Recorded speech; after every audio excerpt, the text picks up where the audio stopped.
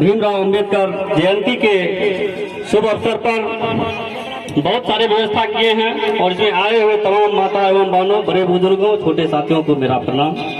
और भीमराव अंबेडकर का हर वर्ष जयंती हम लोग मनाते हैं। जो कानून जो लिखे थे, इसलिए इसका जो है हम लोग बहुत किए हैं। और विशेष के लिए हमारे गुड्डू जी प्रवक्ता के रूप में और कुंदन जी हैं यहाँ पर। और गुड्डू जी को कहना चाहूँगा कि विशेष विस्तार से अपना अंबेडकर के जयंती के विषय में अपना बतावें।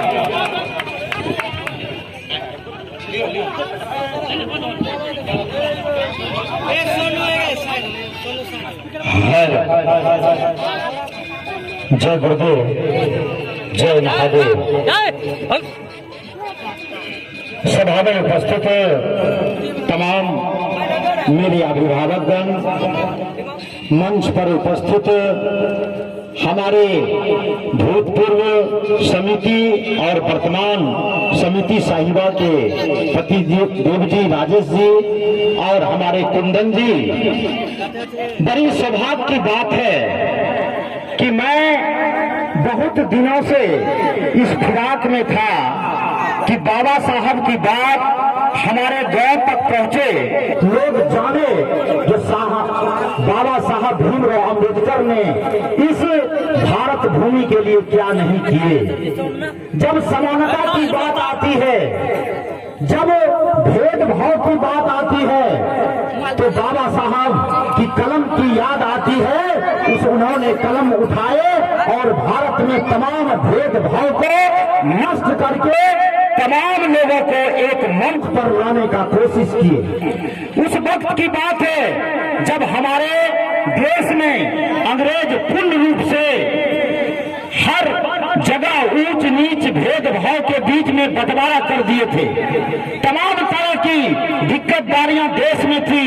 देश में लोग असुरक्षित महसूस कर रहे थे।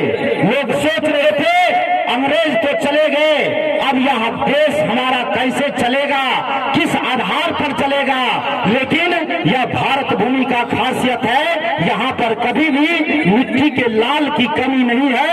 और उन्होंने भारत भूमि पर यहाँ पर ऐसे कानून का रचना कर दिए, ऐसे संविधान का रचना कर दिए, जिस संविधान के बलबूते आज हमारा भारतवर्ष में ना कोई बड़ा है ना कोई छोटा है। सबसे बड़ा कुछ है, राष्ट्रपति से भी बड़ा, प्रधानमंत्री से भी बड़ा, वो है भारत का संविधान।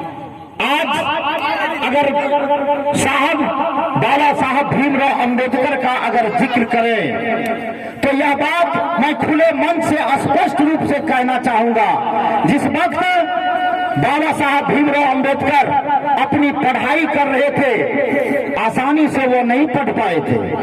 उस समय हमारे देश में इतना छुआछूत का माहौल था, यह स्पष्ट है। और इतना छुआछूत का माहौल था, जिस माहौल में एक अछूत का बच्चा पढ़ लेना बड़ी मुश्किल की बात थी। मैं स्पष्ट रूप से इस मंच पर से कह देना चाहता हूँ, मैं स्पष्टवादी व्यक्ति हूँ, मैंने उसके जीवनी को पढ़ा हूँ, मैं जाना हूँ, समझा हूँ। लेकिन उन्होंने संघर्ष किए और संघर्ष करके और उन्होंने उस वक्त विदेश की धरती अमेरिका से उन्होंने डॉक्टरेट की उपाधि ली। उस समय यह बहुत बड़ी बात थी, एक दलित का बच्चा विदेश की धरती पर से डॉक्टरेट की उपाधि लेकर के भारत लौटे। लेकिन तमाम तरह की यातना, तमाम तरह की कष्ट, तमाम तरह का अपमान सहने के बावजूद भी उन्होंने जब कलम उठाए तो उन्होंने भारत के किसी भी जात, धर्म, लिंग, संप्रदाय के बीच भेदभाव पैदा नहीं किए। आज सबों के हाथों में समान अधिकार है। आज सबों का भारत के प्रति समान कर्तव्य है।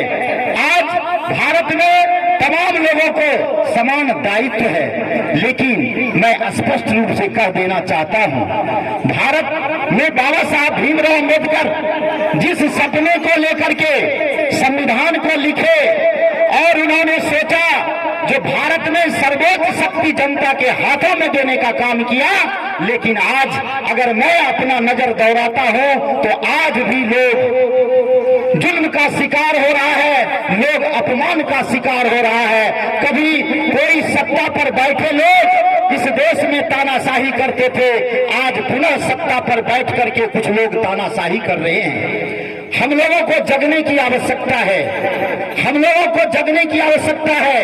बाबा साहब भीमराव अंबेडकर की कही हुई बात को पढ़ने की आवश्यकता है, क्योंकि उन्होंने कहा था जो शिक्षा वो शेरनी का दूध है, जो जितना पिएगा उतना दहाड़ेगा। लेकिन आज भी हमारा समाज शिक्षा के क्षेत्र में लोग उतना आगे नहीं बढ़ रहा है, जिस कारण से बाबा साहब भीमराव अंबेडकर ने संविधान में खास करके मैं स्पष्ट रूप से कह देना चाहता हूं, जो दलितों का और वंचितों के लिए जो बात को उन्होंने लिखे हैं वो आज सरजमीन पर नहीं उतर रहा है।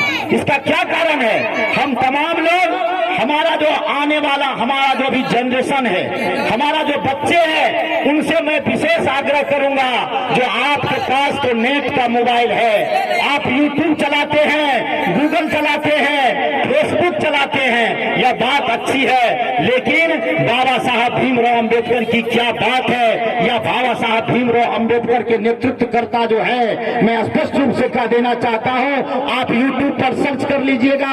उत्तर प्रदेश में एक भीम आर्मी नाम का संगठन है, जिसका चीफ है चंद्रशेखर आजाद उर्फ रावण। मैं स्पष्ट रूप से कह देना चाहता हूं, आप उनके विचारों को देखें, वो उनका विचार क्या है, देश को किस तरह से दलित जो शोषित है, वंचित है, उसको आगे लाने का कोशिश किया जा रहा है और संविधान में लिखी गई बात को बताने का कोशिश किया जा रहा है। मैं अपने नौजवान साथियों से कहना चाहूंगा और जो बच्चे पढ़ लिख रहे हैं उनसे कहना चाहूंगा, जो भैया मोबाइल तो चलाते हैं आप, लेकिन उस मोबाइल पर आप बाबा साहब भीमराव अंबेडकर की बात को समझें, सुने।